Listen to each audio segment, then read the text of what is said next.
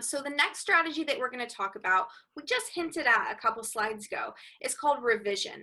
This is very similar to repetition, where you're going to be repeating back what the child said, except this time they're going to say something wrong. And like I said earlier, I don't like saying the word wrong, but what I mean by that is they're going to use some kind of grammar that you don't use in English, and you're going to repeat back the way that you would say that sentence so that they can get feedback.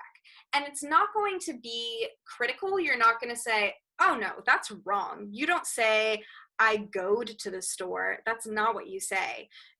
No, instead they're going to say, I goed to the store yesterday. And you're going to say, oh really? You went to the store yesterday? How cool, right? So you're still validating the child's sentence and letting them know that you're interested in what they're saying. What they have to say is important.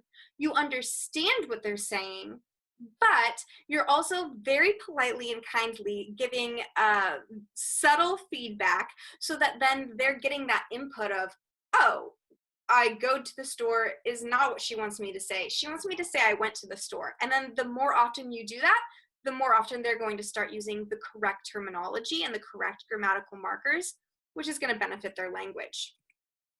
So some benefits of this, as I just pointed out, is that it lets the child know that what they're saying has value. It's important. You want to hear what they have to say. You appreciate what they have to say, and they are an important part of this interaction.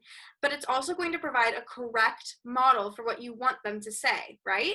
So it's going to help them learn the grammar, learn the sentence structure, and increase your relationship and trust, because it is a very kind and gentle correction.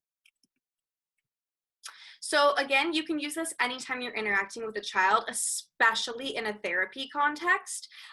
So if you're in therapy and playing, even if it's not one of your targets, so say you're working on nouns in therapy and your child uses an incorrect verb, you still can restate that while you're playing, because you aren't going to make them repeat it over and over and over again. Instead, you're just really quickly providing one model of a feedback of something that they just said.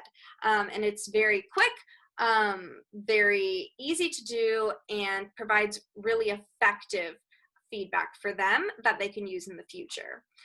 This, of course, could be used during a certain activity that you pick as well, or at home if you explain to the parents and model to the parents how to do it correctly. The thing that I would warn about with this is some parents, they want their children to improve so badly, and it does not come from a place of maleficence at all. It's often from a place of love and caring. And so parents often, when their child says something wrong, they'll be like, I don't get why they always say the wrong thing. And if they constantly are giving the child feedback like, oh my gosh, you never say that right, like I've told you a million times, it's not I winned the game, it's I won the game. Like, oh my goodness, we've talked about this over and over again. So make sure that when you're explaining the strategy to parents, first, you're not criticizing the parent and what they're already doing, because you don't want to ostracize them. You don't want to push them away. Parents are your biggest allies.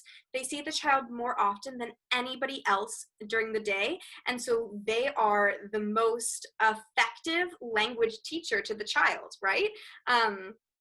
So when you're explaining the strategy, you're going to explain very clearly. You're just going to repeat what the child says, but correct. Just once. Not 2 times, not 3 times. You're not going to dwell on why it was wrong or what exactly was wrong. You're just going to say, I won the game, and they're going to say, I won the game, and you're going to say, yeah, you won the game. Good job, bud. And eventually the child should catch on. So how to use this strategy, very similar to repetition, is you're just going to be playing with the child, working on a therapy technique, and then when the child says something incorrect or ungrammatical, you're just going to repeat back exactly what they said, but in the adult way, the correct way, right?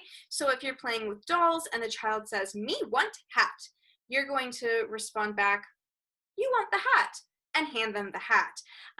First, that's going to be very effective because it's a quick response. You're handing them what they want, so they're still getting what they want, but they're also getting that feedback.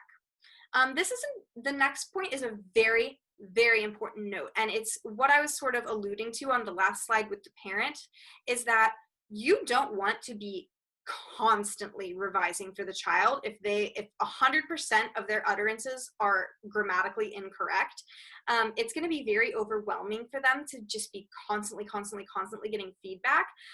So in that case, if they are every time being ungrammatical, just do it every like 3 times, revise back, right? You can slip in a different language facilitation strategy between, and just continue doing that model, but not too often. The kind of gold standard is every few minutes to do it, just because it's going to be an effective model for the child without being overwhelming. And Emily Bautista, who made this slide this week, is talking about the natural expansion too. So saying, instead of "you want the hat," you would say, "you want the black hat. The black hat goes on the snowman." And that's a different strategy called expansion, which we'll talk about next week, but it's also a very effective strategy. So here are 2 more examples. The child says, "me shoes." The adult responds back, "my shoes." Or "I go to there yesterday." The adult, "you went there yesterday."